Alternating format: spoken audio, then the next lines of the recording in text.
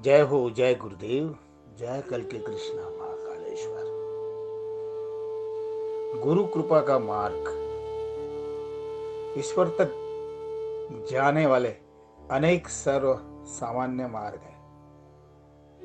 इसमें से गुरु कृपा का मार्ग, गुरु कृपा योग, शक्तिपात, कुंडलिनी ध्यान समाधि का अंश लेने से और शक्तिपात से कुंडलिनी जागरण करने से शुरू होता है।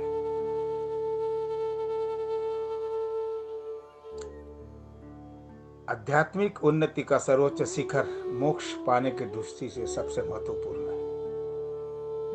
जीवन के सभी अंगों में समझने, सीखने और प्रगति करने के लिए हमें शिक्षक, मार्गदर्शक होना बहुत आवश्यक है। ये विश्वमान्य आध्यात्मिक प्रगति के लिए कोई अपवाद नहीं है। केवल देहधारी गुरु के माध्यम से कार्य करने वाले निर्गुण गुरु तत्व की कृपा द्वारा ईश्वर शिक्षा का प्रदान करने वाला तत्व शक्तिपात ही है। शिष्य उसके द्वारा शीघ्र आध्यात्मिक उन्नति करता है।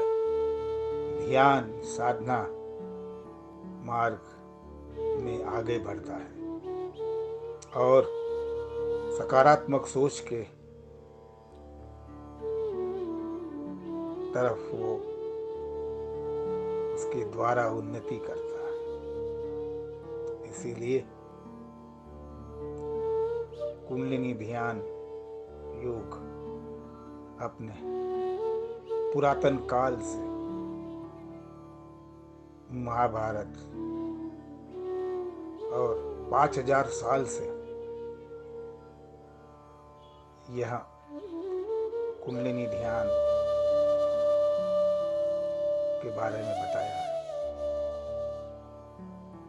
इसलिए शक्तिपात से कुंडलिनी ध्यान और फिर बोलेंगे कि मैं तो इन बड़े बड़े मंदिरों में गया हूँ, इतने बड़े बड़े पहाड़ चढ़ा हूँ, मैंने अलग अलग इसमें गया हूँ। तो मूर्ति पूजा और अलग अलग जगहों पे जाते हो, करते हो, वो जागृत, वो ध्यान समाधि और शक्तिपात वहां से नहीं मिल सकता है,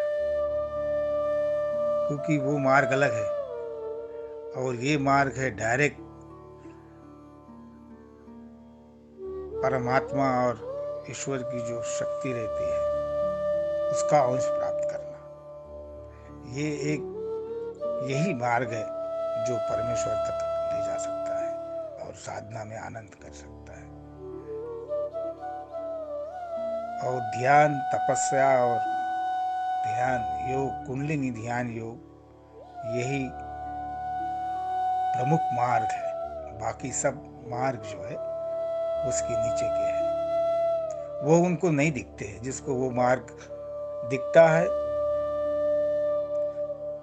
वो मार्ग पे चलते हैं, मगर परम सत्य मार्ग जब ये दिखता है, शक्तिपात लेना, ध्यान करना, तो उसको कुछ अलग ही होता है। अब हम साधना करने वाले, संसार में रहने वाले, बिजनेस और दूसरे शिखर में रहने वाले लोग सोचेंगे कि हमको मोक्ष तो मरने के बाद प्राप्त करना है, अभी से क्यों ये करें।